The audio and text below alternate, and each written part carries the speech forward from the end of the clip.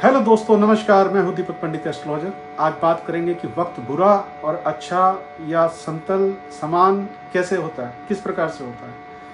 क्या होता है कि अगर दुख नहीं आएगा तो सुख की परिभाषा क्या है। अगर सुख ही सुख होगा तो जीवन में परमात्मा को याद कौन करेगा। लेकिन परमात्मा को भी लोगों की प्रार्थनाओं को सुनना पड़ता है, उन्हें भी कार्य करना पड़ता है आप लोगों के लिए। यदि आपकी नीति और नीयत अच्छी है और आप बहुत कुछ अच्छा करना चाहते हैं तो पहले अपनी सोच को पॉजिटिव कीजिए। जब तक आपकी सोच पॉजिटिव नहीं होगी तब तक जीवन के अंदर ऐसे उलट-फेर जगह पे फंसते हैं। एक तो हमें सबसे पहले किसी से बहस नहीं करनी चाहिए, किसी फालतू बात के अंदर। समय है उसको निकल जाने दो, क्योंकि कोई ना कोई घड़ी ऐसी होती है जहाँ एक क्षण भर की बात होती है और वो बहुत दूर तक चली जाती है बात। जितना हो सकता है अच्छे से कंट्रोल करो अपने ऊपर, और जितना भगवान की तरफ अग्रसर रहोगे, जितना जाप तप करोगे, उतना मन को शांति मिलेगी। धन की बात नहीं है कि धन नहीं है तो मन अशांत है। मन अशांत इसलिए है कि आपके अंदर वो स्पेस नहीं बचा। जैसे मैं आपके मोबाइल पे अभी 1 लाख SMS भेज दूं या व्हाट्सएप कर दूं तो आपका मोबाइल हैंग हो जाएगा। उसी प्रकार से दिमाग के अंदर जब बहुत सारी छोटी मोटी सोच रखोगे और बहुत सारा ऐसे जैसे सोच 3 प्रकार की है, कुएं की, तालाब की और समंदर की। आपकी सोच कहाँ डिपेंड करता है। ये 700 करोड़ 800 करोड़ लोग धरती पे रहते हैं, 200 कंट्री हैं, और इन सब जगह अलग अलग व्यवहार है, अलग अलग नीतियाँ हैं, अलग अलग रूल है, अलग अलग सब चीज़ें सिस्टम में अलग अलग हैं। तो भारत एक ऐसा देश है जहाँ सब प्रकार की संस्कृतियाँ पाई जाती हैं जो हमारे जीवन के अंदर बहुत लाभप्रद हो सकती हैं। हम किसी भी रूप में भगवान को याद करते हैं, जैसे पहाड़ों से नदियाँ निकल के पहुँचती समंदर में है, वैसे ही जब जीवन मिलता है तो मृत्यु की तरफ जाता है। लेकिन जीवन मिला इसलिए है कि परमात्मा का नाम लिया जाए, उसके दुख सुख को जो हमारे जीवन में आते हैं वो ही हमारे दुख सुख को टालता है, वही खत्म करता है। 9 ग्रहों की राजनीति है, ये इनका मंत्रिमंडल है। 9 ग्रह, सूर्य राजा हैं, मंगल सेनापति हैं, चंद्रमा चंचल स्वभाव के हैं और माता का रूप माना जाता है। बुध जो है फाइनेंस का सिस्टम देखते हैं, सारा ट्रेडिंग का, ये जो भी है। बृहस्पति गुरु है, हमारे शरीर में लीवर है, और शुक्र जो है हमारे रिलेशनशिप में और हमारी लग्जरियस का सिस्टम देखता है। शनि हमारी आत्मा की आवाज़ है। हमारी आत्मा शरीर के अंदर सूर्य है और सूर्य आत्मा है। जो सूर्य कभी अस्त नहीं होता, आत्मा कभी मरती नहीं। उसी प्रकार से हमारा जीवन है, और इस जीवन को बड़ी सहजता से जिए, पॉजिटिव चीज़ के साथ जिए। जितने भी नेगेटिव थॉट आप अपने ऊपर रखोगे ना, उतना ही नेगेटिव आप उसको पाल रहे हो। नेगेटिविटीज को, ऐसे नहीं हो तो क्या हो जाएगा, ऐसे नहीं हो तो क्या हो जाएगा। यहाँ तक पहुँच गए हो ना, यहाँ तक जीवन आ गया है ना, आगे भी ठीक रहेगा।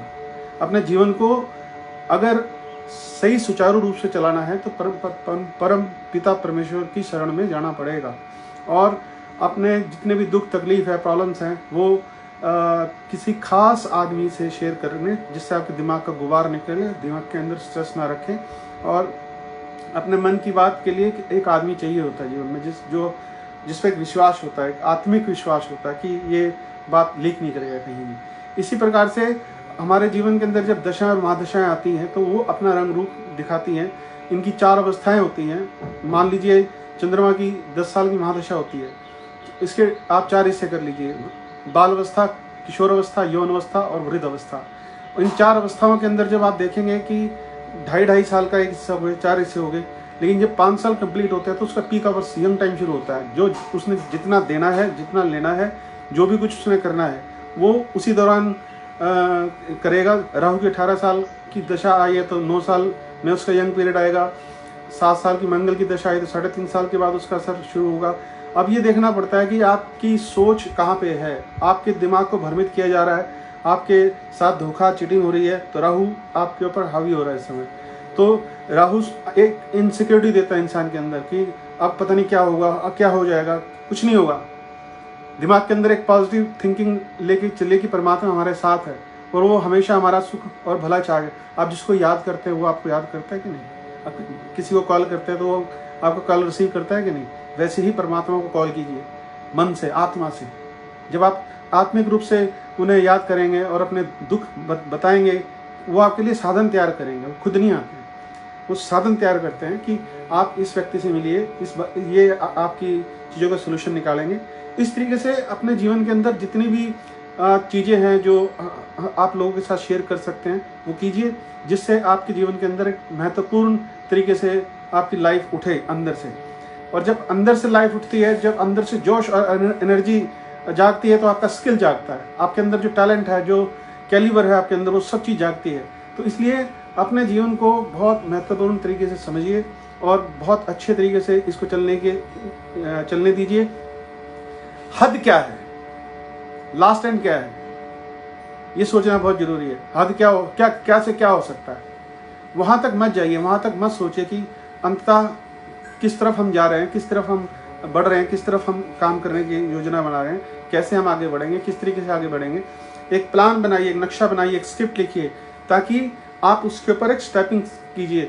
जैसे मैंने बहुत सारे लोगों को देखा है कि जैसे शादी होती है ना, तो शादी के अंदर पूरी स्क्रिप्ट लिख देते हैं, आपकी ये ड्यूटी, आपकी ये ड्यूटी। जैसे फिल्म डायरेक्टर है, वो म्यूजिक डायरेक्टर को चुनता है और राइटर को चुनता है और एक्टर्स को चुनता है, विलेन को चुनता है। इसी प्रकार से अपने जीवन के अंदर अपना एक स्क्रिप्ट लिखिए अपने लिए, जिससे कि आपके जीवन के अंदर जो स्टेपिंग चल रही होगी, उस स्टेपिंग के अनुसार आप अपने जीवन को सुधार कर सकते हैं। अगर दुख को पालोगे तो दुख आपके पास रहेगा, सुख को पालोगे तो सुख आपके पास रहेगा। जिस तरफ आपकी कामना है, जो भी आपका मन है, आप उस तरफ चलिए पॉजिटिवली। हर नेगेटिव चीज में से पॉजिटिव चीज निकालिए, इसमें भी कुछ ना कुछ भला होगा, इसमें से भी कुछ ना कुछ अच्छा निकलेगा। तो जब तक आप अपने अंदर जोश, एनर्जी और कॉन्फिडेंस को लेकर नहीं चलेंगे, तब तक चीजें संभलेंगी नहीं। एक डॉक्टर के पास इलाज कराने से डरता है आदमी, सुई लगाएगा, छोटा मोटा ऑपरेशन कर देगा, या पहले जैसे भाई आप 100 दिन की दर्द झेल रहे हैं, एक दिन के अंदर एक टीका लगवा लीजिए, क्या फर्क पड़ता है। अब अगले 99 दिन तो आपके सुख में जाएंगे। ठीक है ना बात।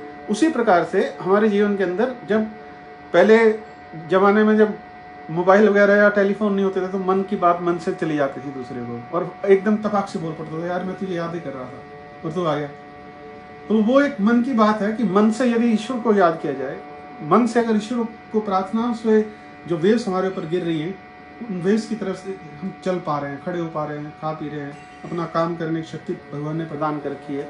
हम शक्तियों को नहीं पहचान पा रहे। 84 लाख योनियों के अंदर एक इंसान ही ऐसा व्यक्ति है जिसके पास बुद्धि और विवेक है, जो अपनी बुद्धि के द्वारा अच्छे और बुरे विचार का विश्लेषण करके जो कर्म करता है वो लिखा जाता है।